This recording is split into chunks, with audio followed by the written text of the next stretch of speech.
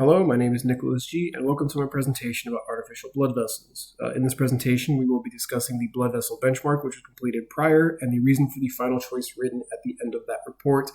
The end of that report did dictate that it was the type 1 collagen biopolymer, which we will get into throughout this presentation. Again, the assignment was designed to analyze blood vessels and create a model or simulation for possible prosthetics. Of this, 3 different materials were chosen: the EPFTE, Dacron, and a type 1 collagen biopolymer, which that was the final decision. Again, we'll explain why throughout this presentation. Each material and simulation needed to withstand the internal blood pressure of a natural vein and artery at 2.32 psi at the highest and 1.55 psi at the lowest pressure. The materials also needed to be able to handle the increased stress due to exercise. Other criteria included cost friendliness and longevity in the human body. These analyses were generated at lengths of 1, 10, and 100 millimeters.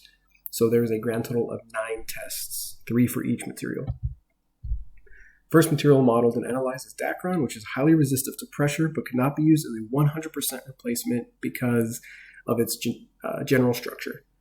It actually ended up being a coating rather than a complete structure due to the general structure of Dacron. The final decision for this use did come from other reports where it became an exterior coating with the anterior material or interior material being made up of a fibrous material, which we will see as this presentation goes through. So this image shown right here is where the Dacron is 1 millimeter. The maximum pressure which can handle is 14.69 and 14.71 psi. 14.69 being the minimum, 14.71 being the maximum. Not much of a difference there. There's not a lot of give in this material, but it is incredibly strong. It is significantly greater than the PSI requirement at 2.55. And this is also a 1 millimeter length piece, which is impressive given that the shorter lengths tend to rupture for other materials due to increased pressure, but the other materials do not include the other 2 that are shown in this report. So here's the 10 millimeter model for Dacron. At 10 millimeters, the pressure level decreases due to the length, but again, the Dacron does not rupture due to the amazing strength properties it has. Minimum pressure is 14.24, and the maximum is 14.69 psi at this 10 millimeter model. Even more impressive is at the 100 millimeter length, the pressure stays the same as the 10 millimeter length, again at 14.24 and 14.69 psi. All of these models were generated with the velocity of blood flowing through the vein at a standard of 0.62 meters per second.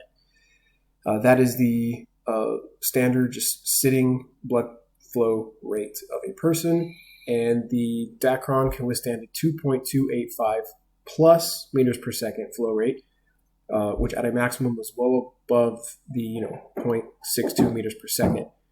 Even at 4 times that rate for someone who exercises at 2.48, there is a small break that we have. If you look at the velocity bar graph that is shown for the maximum and minimum values, there is a little bit of give in the material. Again, because the Dacron has such a high strength property, it is considered a coating. So if the interior material decided to degrade, the Dacron would be able to suffice in holding it together where a replacement could be created. This, again, is just an awkward spot for the maximum value of Dacron because of that strength property. Second material chosen is the EPTFE, which is a softer, more malleable material that's not as strong as Dacron, but still a suitable and viable replacement for an actual blood vessel. This material does need a peptide bond to keep it from being broken up by the body's natural response to foreign material, but that is also very similar to the third material that was chosen, which, again, we will discuss. It's the type 1 collagen biopolymer. So at 1 millimeter example, for the PTFE, it can handle a lot more in terms of pressure and velocity due to the natural elasticity of the material. The 1 millimeter piece can handle 8.52 meters per second, which is 4 times the amount of Dacron, and 18.98 psi at the maximum and 12.20 psi at the lowest for pressures, which is it's a very big gap. It is due to the elasticity, but even then the minimum psi requirement far outweighs the psi that does naturally flow through a blood vessel. This is where it gets interesting. The flow rate drops to only 3.18 meters per second at the maximum, but it can still handle everyday activities of exercise and regular body operation at a 10 millimeter length. The pressure capability also drops to 14.75 at the maximum, which is the same strength capability as the Dacron. The same thing applies to the 100 millimeter sample design, where the velocity maximum decreases, as well as the pressure capability. Both are still over the minimum requirements at 0.62 meters per second for blood flow rate and 2.55 meters per second for blood pressure. The third material, and the final material that was eventually picked, is very similar to the EPTFE, except that it is almost indefinite replacement for the human body. It is also known as type 1 collagen biopolymer. I know I've said that several times throughout this report. It has a higher success rate of implantation due to how it is made. The process uses the DNA of the user to prevent the body's natural reaction to foreign objects. This material also has higher pressure control at smaller lengths due to the natural elasticity of the material. The 1 millimeter result is not as impressive as the Dacron, but it has similar capabilities to the EPTFE, where it can handle the blood flow rate of 2.55 meters per second, as well as the maximum of 14.69 psi and a minimum of 13.95 psi for blood flow rate. Again, the maximum blood flow rate being 2.55 meters per second, and then the pressure that goes through the blood vessel itself is indeed greatly over the limit. The 10 millimeter sample and model shown here is very similar to the EPTFE, where the maximum values for pressure and volume are 3.17 meters per second, and the minimum for pressure is 14.24 psi, with the maximum being 14.75 psi. This is because of the natural properties, again, being highly natural. It's naturally occurring in the body and is acceptable when introduced to the human body. The length increase allows for more of a stretch in the material to occur, which allows for a higher pressure and flow rate to be acceptable. So there's no rupturing or a lower chance of rupturing as it stretches.